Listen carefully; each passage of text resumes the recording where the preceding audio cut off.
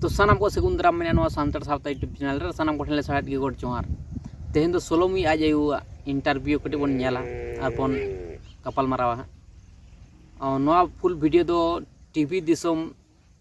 channel रे bone nail ᱧᱟᱢ दाड़ा टीवी दिसोम गंके तकिन इंटरव्यू को हताव ते सोलोमी आज आयुआ ठीक है तो चेक को कोई मेमेन कना उना को कटी बोन नेल का ले तापर बोन कपाल मारा चलो तो जस्तो मिलो को वीडियो स्टार्ट का nyutum do Samia Soren kana ar Solomi ai baba nyutum do Surin Murmu haju tegi ing mitai haju me ai di thai mitai haju me moy ing mitai haju me de moy kamata laute cede kami tahan Solomi ai baba do undi do unka kami tahanai undi do ante lahate do nuka khiti kami gi tayom te do ina koren hor olok padha baku badaya उनी के बड़ाया अकाल अदो उनी दो नेता को बनाव कितिया अकाल मुस्लिम को हर को उनी ठे को हजुआ अकाल को राग को मा इन्या नुका कमी काम नुई की पढ़ा हर माइते हैं कान सोलोमी आज बाबा दादो उनी दो तीना मांग रे बाड़ी जकना है कोरोनी रे नोना कोरोना चलान अच्छा पे बोया पुन बोया तीना बोया को पे बोया को इंग्रेन नुकिन बारिया गिदरा दो मरडी आई बाबा जो हनी दो मुर्मू अच्छा आमा दो हां बार ठन ठाव होइले ना नुका हैं ताल नोडे बन बुझ जायता सोलोमी आज आयु दो खिस्टान कनाय और बारियाय बापला लेना बार ठन जमाय लेना तालवन बुझ जाय कन जे इसई होड़ दो चेलकान होड़ कना को चेलकान कैरेक्टर होड़ कना को कुड़ी हपन को जमाय कना दिकु छतिक नेलते बार पे ठेन हेसो तारपरे नोते जहाँ नेलो कना सोलोमी आज बाबा मा बनुया हेसो तो चे खातिर जमाय कना बा जमाय कना तो ले तो बांग गाना किंतु परिस्थिति हो जाए नोंका बजे हालात हे एनताय उनका परिस्थिति खातिर जमाय ना तो बाम ले दाड़े किंतु इसई हड़ को किंतु उनको कैरेक्टर दो नोंका के नेल ᱧᱟᱢᱚᱜ कना बेसी गान है सो तो ना खातिर किन मेनदा तो सोलोमी चाहे कनाय है सब उनिया कैरेक्टर से उनिया स्वभाव चिकते बन बुझ दड़े नोडे चिकते बन बुझ दड़े चिकानते आज कोई मेनदा जे आज बाबा बनुया आर माने कुड़ी गिदरे सुर रे तो आज ये तो बाय थाना से कुड़ी गिदरे साव तो बाय थाना आज ये तो हॉस्टल करे मेस करे तहना होइतो ऐसा तार माने मन बुझ लायक ना जे मेस रेन कुड़ी गिदरे से हॉस्टल रेन कुड़ी गिदरे तो चलका को होयो माने बेलगाम कुड़ी गिदरे तो बेलगाम दोहो तो उचित बांग कना गई बन गुपी को चलका मेरा मन गुपी को चलका उनका गुपी को कुड़ी हपन दो कोड़ा गिदरे हो को गुपी को ऐसा बांग जहारा को कोड़ा गिदरे उनको को दमा को नेल को किंतु चाहे बेलगाम माने कोनो चेनो शिक्षा बांग थानते सामाजिक जहाँ शिक्षा नो जनरल जहाँ शिक्षा ना शिक्षा कते लाभ मिना तो जहाँ पढ़ा जहाँ एडुकेशन जहाँ शिक्षा ओना शिक्षा ताल तो चेद हो उन्नत तो बाम चिका दड़े मानवी जीवन रे सामाजिक शिक्षा यदि बांग थान तो ताले उनिया सामाजिक शिक्षा के बनुते जहाँ साधारण मानवी को ठेन ᱧᱟᱢᱚᱜᱼᱟ जहाँ को शिक्षा ओना शिक्षा के बनुते ओको सला चलका व्यवहार हुआ संतार को सला बापला हुआ संतार को सला के लेन हुआ उनका को तो बाय पड़े दिकु छत्तिक से उनको मुसला जुहला को सला सेटिंग थे तलवन बुझ दड़े कना चलका कैरेक्टर ताहे कानते चेका माने सिकनते हताव लेदा तिसोम रे संतार मेना को संतार सला के सेटिंग में बापला में हेसो बांग दिकु छत्तिक तो चेदा उनको सला चेदा सेटिंग है हेसो तो जहाँ सोलोमी मुर्मू तो बोंगा तलाव कान तो उनी तो उन बामन मेना कि जहाँ नितु आन जेनरेशन रन कुड़ी गिदरा को मेता को संतार कना पे संतार रन कोड़ा सला के गाते बड़ा पे संतार रन कोड़ा गिदरा सला सेटिंग पे संतार रन कोड़ा गिदरा सला के बापला ऐसा तो दिकु छत्तिक सला दो आल पे इडिच की जहां काना काल कमी ऐसा कारण दो कना संतार सला बापला एखन समाज सावता हो नापायते तहना बखान दो आपे तो समाज सावता पे लेवल लटम दार चलका हालात हो करा नेल पे तो जुता को माला पे कना कुछ को टॉर्चर के तब থেকে सांताड़ कनाम सांताड़ कोड़ा अपन सला के सेटिंग में वाला में ऐसा बा तो आम जुदी सब कमे मेटन कुड़ी गिद्रा जुदी रेंडी कनाई सना मोड़ को बड़ाई के दे हंतने तो गोटाई दाड़ा बड़ाया ऐसा बा और रेंडी उनका के तो मेतम हड़ तो ऐसा बा तल तो को सुजोग बाय पंजे जतोड़ को सुजोग को पंजे ऐसा बा ओकय तिर सुजोग ᱧᱟᱢᱟ ᱚᱱᱟ ᱫᱷᱟᱱᱫᱟ ᱨᱮ ᱠᱚ ᱛᱟᱦᱮᱱᱟ तो निजेरा कैरेक्टर तो ठीक दो तो तो कुड़ी गिद्रा कना मेनते आम दो बेलगाम इच्छा मतम दड़ बड़ा लखन दो बांग ऐसा बा उनका लकन शिक्षा उनका लकन गाइड पाई नाम कदा सोलोमी मुर्मू ऐसा बा उनका लकन गाइड एम लगती तहे कना उनका लकन शिक्षा एम लगती तहे कना सोलोमी आज ये लेदे जे ओड़ा खन बाय डोगो थे बाहर को तो बा दाड़ा बाय थे ऐसा बा बाहर को दाड़ा बाड़ा कोनो लगती बनो तो पुने ना जुग कना बाहर ना दरकार बनो रूम रे को चला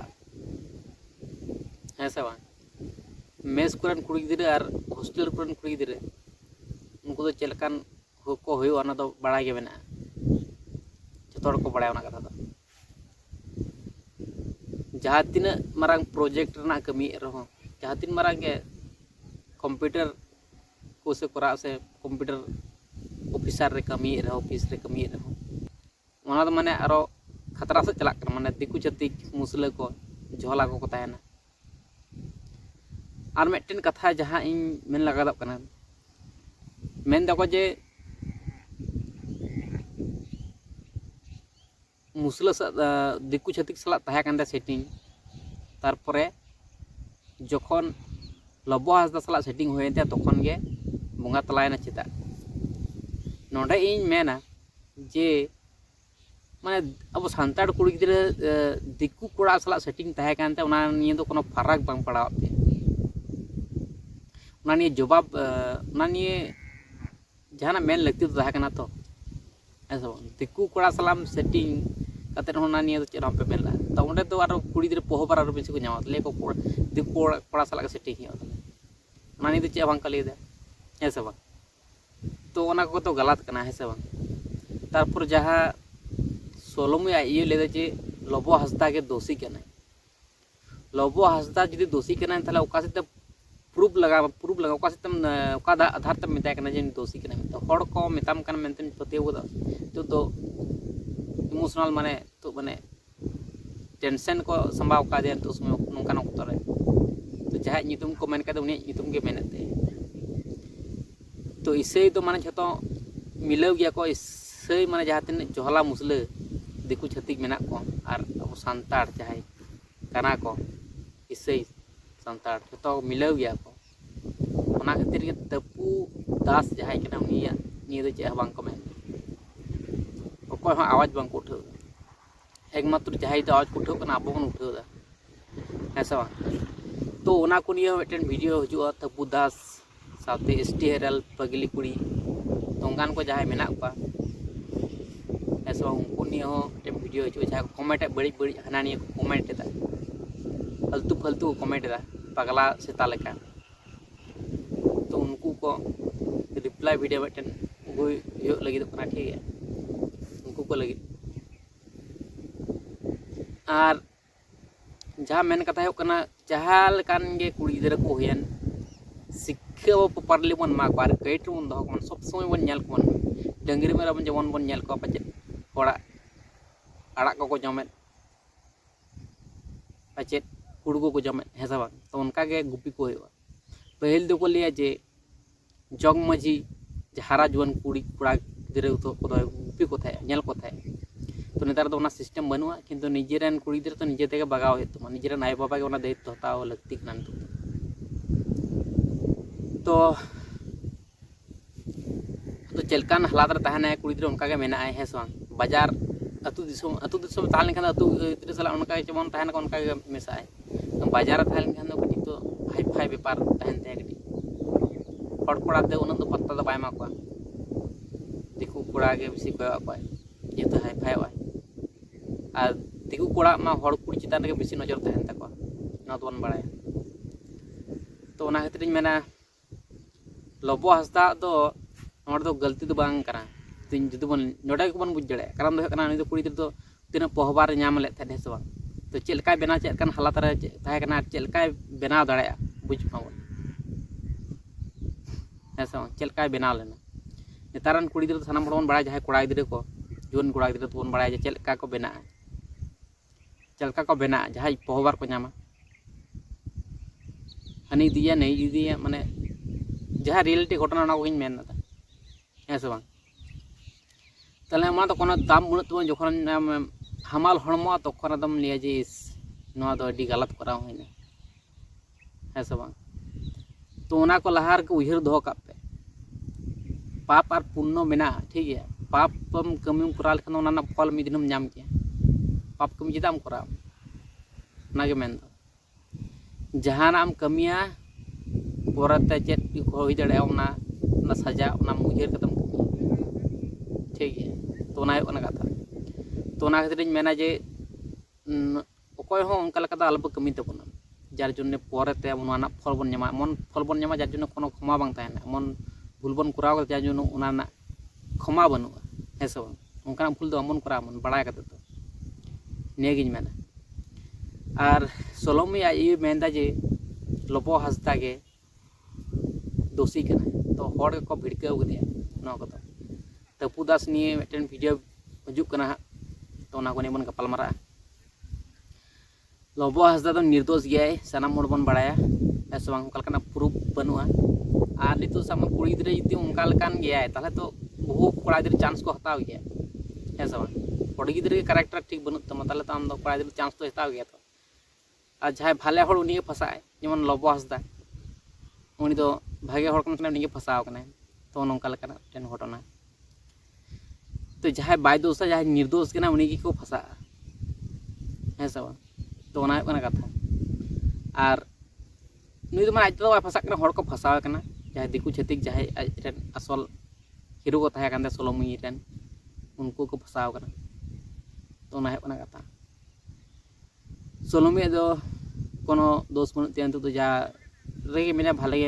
ते मन तहन मन ओना गे इन मेना जस्टिस मन जाम मान नितो तो जो चिकते बनु तो और लबो हंसदा दो निर्दोष कनाय तो उनका लकना आर प्रूव हेसे बांग जार जन्ने उनी दोषी मेनते बन मेन दाड़ाय ठीक है तो ठीक है तने वीडियो में बताना नेक्स्ट वीडियो में चलतो लास्ट टाइम स्टार्ट कर